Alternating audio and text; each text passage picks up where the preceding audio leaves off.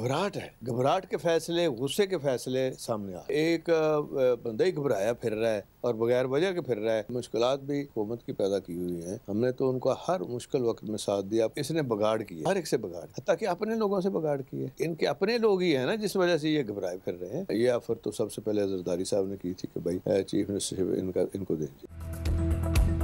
इमरान खान 100% मुश्किल में हैं, बहुत देर हो चुकी, शगाफ पड़ चुका, झुकाव को रिवर्स करना इमरान खान की जिम्मेदारी है। हुकूमत के अलावा तमाम जमातों ने हमें पेशकश की। MQM ने भी यही शिकायत की कि इमरान खान ने बात नहीं की। सारे इत्तेहादियों का मुकम्मल रुझान अपोजिशन की तरफ है। परवेज़ इलाही का तहलका खेज़ इंटरव्यू, कहते हैं नून लीग पीपल्स पार्टी मौलाना का इत्तेहाद पक्का और देरपा है। अपोजिशन से जो भी मामला तय पाए हैं, आसिफ जरदारी जामिन हैं। मुत्तहदा वालों को आसिफ जरदारी से कुछ तहफ़्फ़ुज़ात थे।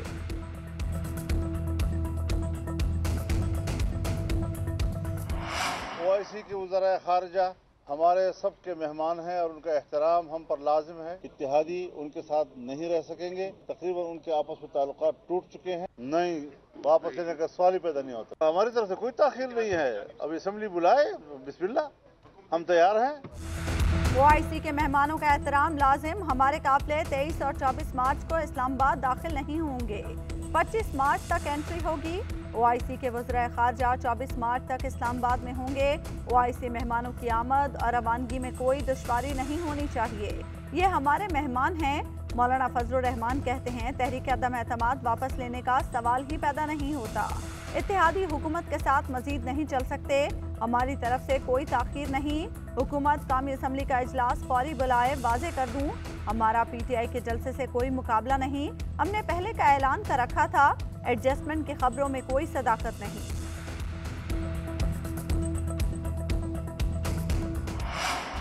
यौम पाकिस्तान परेड के लिए इक़दामात यकीनी बनाएं। आर्मी चीफ कहते हैं OIC कॉन्फ्रेंस के लिए भी सिक्योरिटी इक़दामात किए जाएं। कोर कमांडर्स कॉन्फ्रेंस में मुल्क की दाखिली सिक्योरिटी की सूरत हाल ज़ेर गौर आई। ISPR के मुताबिक कॉन्फ्रेंस में मगरबी सरहदी इंतजामात पर ब्रीफिंग दी गई। आलमी उमूर पर भी बातचीत। शुरका ने भारतीय मिसाइल गिरने को संगीन गफलत करार दिया। भारतीय एतराफ़ के बाद आलमी फोरम्स पर मामला उजागर करने की ज़रूरत पर जोर।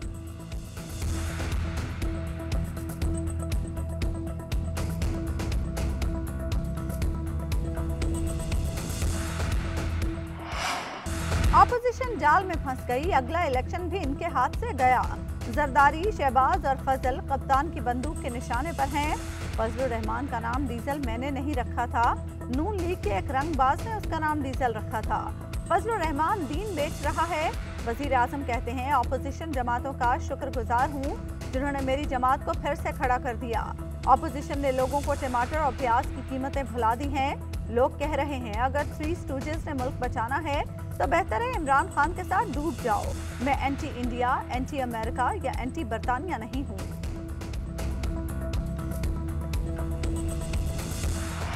मरियम बीबी कह रही थी कि इमरान खान बाहर निकलो तो तुम्हें पता चले। हम तो बाहर निकल के लाखों के इज्तिमात से बात कर रहे हैं। इमरान खान आप निकल के दिखाओ। ये अभी से डर गए हैं। हमने उस दिन कह दिया कि इंशाल्लाह ताला डी चौक में 10 लाख आदमी होगा। अगर नो कॉन्फिडेंस की नौबत आई, जो मुझे उम्मीद है नहीं आएगी, अगर नो कॉन्फिडेंस की नौबत आई तो मैंने कहा कि हम देखेंगे कि किस माई के लाल में इतना कलेजा है कि 10 लाख आदमियों में से गुजर के जाए, इमरान खान के खिलाफ वोट डाले और फिर वापस भी होके जाए। कप्तान के खिलाफ वोट पर 10 लाख का मजमा मामला खुद देखेगा। फवाद चौधरी कहते हैं अदम एतमाद आई तो देखेंगे कि कौन माई का लाल 10 लाख में से गुजर कर जाएगा। किसका कलेजा है इमरान खान के खिलाफ वोट डाले और 10 लाख के मजमे से गुजर जाए। ऑपोजिशन को चैलेंज है, इमरान खान जैसे जलसे करके दिखाएं। ये लोग अभी से डरे हुए हैं।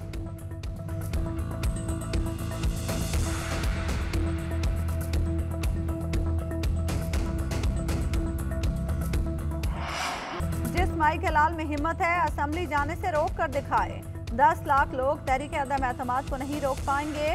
शाहिद खाकान अब्बासी कहते हैं जिस आदमी के पास कुछ न रहे वो गालम गलोच पर उतर आता है। आज ये पार्लियामान का रुख करने के बजाय सड़कों का रुख कर रहे हैं। जो हुकूमत सड़कों पर आ जाए वो पहले ही खत्म हो चुकी होती है। चेयरमैन नैब को अदम एतमाद में मुदाखलत करने का जवाब देना होगा।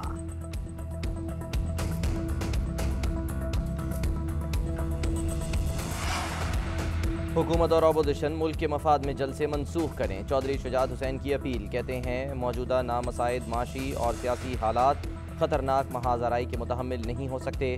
अवाम नंबरों की सियासत से सख्त परेशान है। सियासी मुसाबकत ऐसी अफरा तफरी पैदा कर सकती है जिसका फ़ायदा मुल्क दुश्मनों को हो सकता है।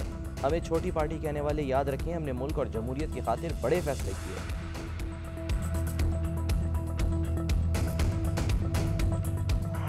तसादम को अवॉइड करें, अनारकी मुल्क में मत फैलाएं। अनारकी का नतीजा जो है इंतहाई उल्टा निकलेगा। 4 महीने से मौलाना फजलुर रहमान साहब लॉन्ग मार्च की बात कर रहे हैं। उनको समझना चाहिए कि मौला जट की सियासत नहीं चलेगी और इसके नतायज बहुत खौफनाक, खतरनाक और ये भी हो सकता है कि अदम एतमाद की बजाय कुछ और निकल आए। अगर कोई तसादम हुआ तो ये सारी उम्र मेरी बात याद रखें। और अभी तो 1 साल की बात है, फिर आपको 10 साल इंतजार में गुजारने पड़ेंगे और चुप करके ठुस करके आप बैठ जाएंगे।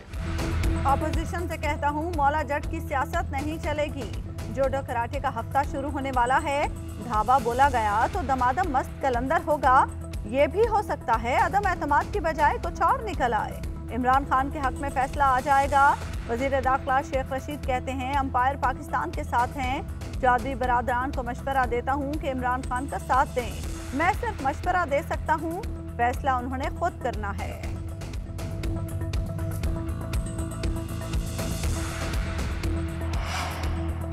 आसिफ जरदारी से सूबाई मामला तय करने के बाद मुत्तहिदा की मौलाना और शहबाज से अहम मुलाकात। तहरीक अदम एतमाद और सियासी सूरत हाल पर तबादला ख्याल। सियासी राब्तों का सिलसिला जारी रखने पर मुशावरत। खालिद मकबूल सिद्दीकी ने आज मुलाकात की दावत दे दी। शहबाज शरीफ और मौलाना फजलुर रहमान के साथ पार्टी वफूद भी मौजूद। मुलाकात पार्लियामेंट लॉजिस में होगी। उधर काफ लीग को राम करने के लिए हुकूमती कोशिशें भी तेज़। इस्लामाबाद में गवर्नर सिंध और असद उमर की मुत्तहिदा रहनुमाओं से मुलाकात। इत्तेहाद के हवाले से बातचीत।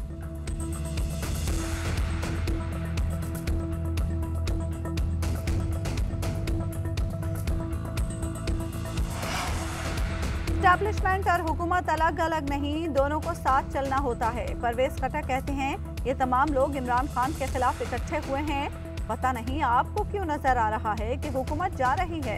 मैं आपको यकीन से कहता हूँ, हुकूमत कहीं नहीं जा रही।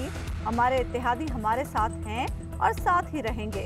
जिसने जाना है इस्तीफा दे दे, वरना इस तरह हल्के के अवाम से दगा होगा।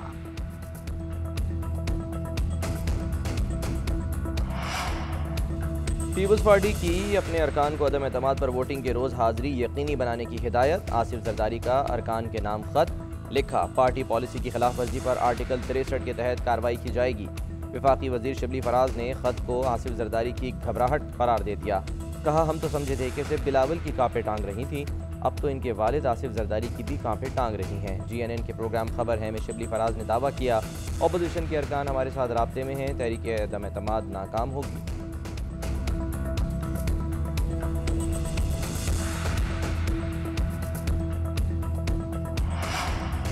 पार्लियामेंट हमला केस में सदर आरिफ अलवी बरी। वफाकी वज़रा और PTI रहनुमाओं की बरियत की दरखास्तें मंजूर। इस्लामाबाद की इंसदाद दहशतगर्दी अदालत के जज मोहम्मद अली वड़ाइच ने पार्लियामेंट हमला केस का फैसला सुना दिया। असद उमर, परवेज खटक, शफकत महमूद, शाह महमूद कुरैशी, जहांगीर तरीन समेत तहरीक इंसाफ के 82 रहनुमा मुकदमे में नामजद थे। फॉरेन फंडिंग केस में PTI की इल्तिवा की दरखास्त मुस्तरद। अकबर एस बाबर को केस में शामिल न करने की दरखास्त पर फैसला महफूज। समाअत 17 मार्च तक मुलतवी। PP नून लीग के अकाउंट्स की जांच पड़ताल के लिए सर-ए-नौ कमेटी तश्कील दे दी गई। वज़ीर मुमलिकत फारूक हबीब ने कहा कि मरियम औरंगजेब अकबर एस बाबर की दरखास्तें पेश हुई, बिल्ली थैले से बाहर आ चुकी है। अकबर एस बाबर नून लीग के ईजी लोड पर काम कर रहे हैं। अकबर एस बाबर का वज़ीर आज़म को मनाजरे का चैलेंज। कहा, स्क्रूटनी कमेटी की रिपोर्ट में इल्ज़ामात दुरुस्त साबित हो गए, अब इमरान खान को इस्तीफा दे देना चाहिए।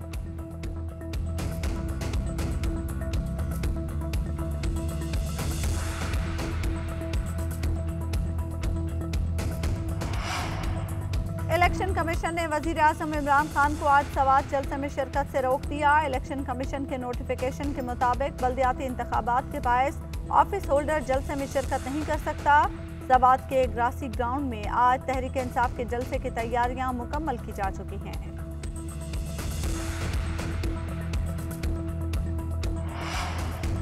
अक़वाम मुत्तहिदा में इस्लामोफोबिया के खिलाफ करारदाद मंजूर। वज़ीर आज़म इमरान खान की इस्लामोफोबिया के खिलाफ करारदाद की मंजूरी पर उम्मत मुस्लिमा को मुबारकबाद।